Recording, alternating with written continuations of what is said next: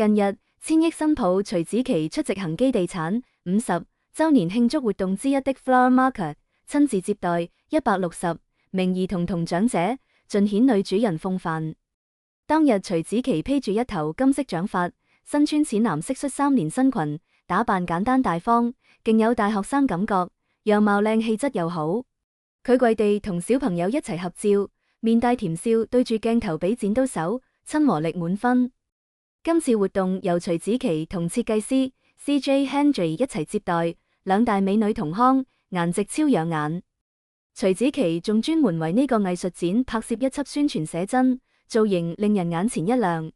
佢頭上夾咗個髮夾，身穿白色背心連身裙，搭配英倫鳳馬丁靴，韓系風格清新靚麗，非常減齡，身材纖瘦苗條。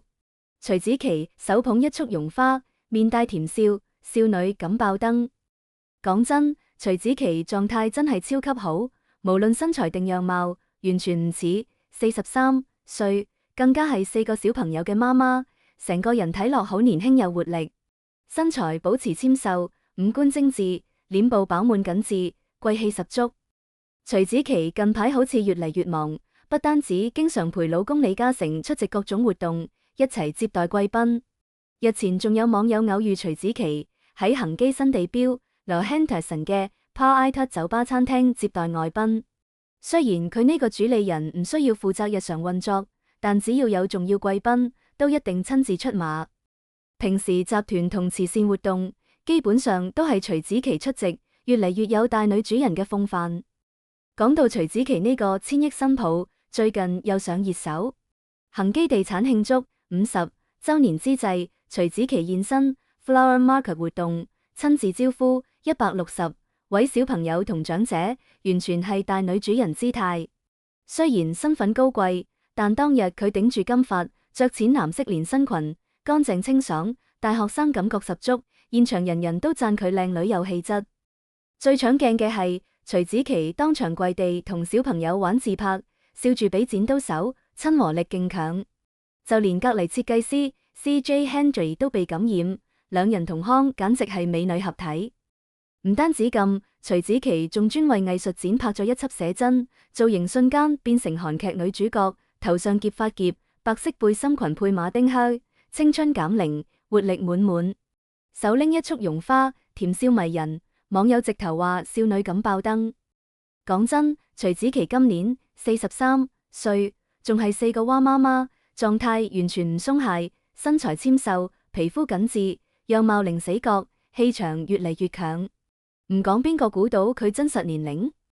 除咗呢啲，徐子淇近排真係忙到爆，不單止幫老公李嘉誠撐場，出席各種活動，集團同慈善活動次次都見佢現身，仲會陪老公接待重要賓客。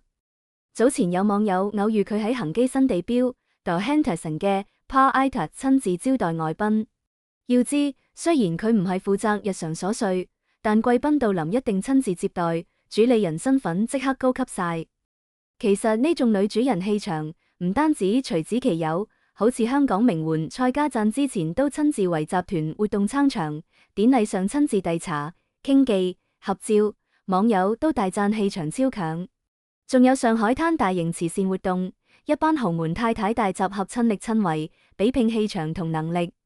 當然網上亦有反面例子，有豪門千金出席高端活動，影幾張相就閃人，完全係打卡式現身，毫無親和力，網友都話差距大到離譜。講到尾，好似徐子淇咁越活越年輕，越忙越有飯，真係唔係淨係靠樣。佢呢種少女咁加女主人氣場，除咗保養，仲有生活態度同責任感。無論豪門定普通人，保持活力，積極面對，敢於承擔，個人狀態自然會開掛。大家點睇徐子淇親力親為呢種示範？李兆基細仔李嘉誠突然入稟香港高院，控告藝人周秀娜騷擾同誹謗，事件震驚全城。以李嘉誠嘅地位同知名度，一般唔會輕易告人，因為會引起極高關注。今次佢決定用法律行動，可見有十足把握同證據。事件對佢影響傷害極大，而且已經困擾佢好多年。李嘉誠自己都話，前後長達10年，10年前已經警告過對方，但事件都未完結，自己一直係網絡欺凌受害者。追溯翻，李嘉誠同周秀娜嘅緋聞10年前已經傳開。當年坊間瘋傳一名叫CC嘅女星同超級富二代發展地下情，冇指名道姓，但暗指富二代係李嘉誠。周秀娜英文名 Kris E Cho， 縮寫 CC， 所以被認定係佢。根據李嘉誠聲明，源頭係2016年周秀娜宣傳電影《I Girl 夢情人》期間，以惡意行為引發大量媒體用搭上已婚超級富二代呢類標題，虛構新聞炒作，令公眾誤會李嘉誠同周秀娜有特殊關係。就連政商界朋友都問有關傳聞，令佢好尷尬難堪。對於呢個纏繞多年嘅緋聞，李嘉誠同徐子淇亦曾經受訪回應。2021年2月，夫妻接受資深娛樂記者白露薇專訪，當時已經提及呢件奇怪緋聞。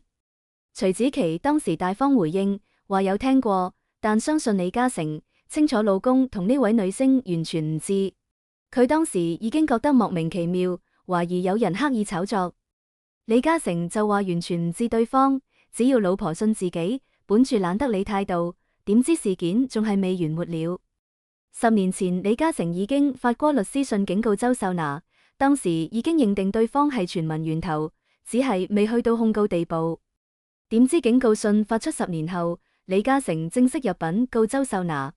除咗因為傳聞繼續發酵，影響自己同家人，更關鍵係2025年李兆基離世，李家上下都在辦喪事期間，周秀娜受訪又再提起呢件事。周秀娜話自己只係澄清同李嘉誠無關，唔知對方，但對李嘉誠來講，簡直係喺傷口撒鹽，令緋聞繼續炒作，亦成為佢最終決定控告嘅關鍵原因。被李嘉誠控告之後，周秀娜回應表示深感意外同委屈，相信事實會還原。事實如何仲有待觀察。回顧周秀娜出道以來，一直聲稱單身，但緋聞從未斷過。2009年憑寫真集一炮而功，當時承認有個髮型師男友鄭偉成係唯一公開戀情。2013年分手之後緋聞不斷，先後同電影監製黃永峰、藝人余德請、黃宗澤、羅志祥，甚至曼聯球星韓星金鐘國傳過緋聞，外界印象一直係靠緋聞維持人氣。李嘉誠控告周秀娜同相關機構，除咗認為事件超越合理界限，目的亦係希望法庭禁止再發放不實言論同虛假信息，同時追討因被抹黑而蒙受嘅損失。佢亦承諾所得賠償會全數捐予指定慈善機構。為了保護個人、家人及家族名譽，以及理清事實，所以他有必要向周秀娜小姐採取法律行動。聲明的最後，李嘉誠表示，他將合理合法地主動行使他的法律權利，維護其合理權益。周秀娜出生於1985年，於2005年以模特兒身份出道，出版亂毛寫真，一炮而紅。他作風大膽，為了走紅無所不用其極，甚有拼搏精神。媒體將他與楊穎相提並論。當時的他一度被包裝成為翻版洛基兒，為了坐實這一名號，他在活動上主動找洛基兒合影，成功蹭到熱度，登上頭條。亂毛寫真為周秀娜打開了娛樂圈的大門，隨着寫真退潮，周秀娜也努力轉型，拍攝電影，轉走戲劇路線。也許是想要保持人氣，周秀娜與經紀人策劃與李嘉誠的緋聞，本以為富豪不在意被蹭，沒想到對方會那麼在意明星，最終被告上法庭。現在還不清楚官司誰贏誰輸，估計李嘉誠根本不在意輸贏，他就是要用態度表明，我跟周秀娜沒有半毛錢關係。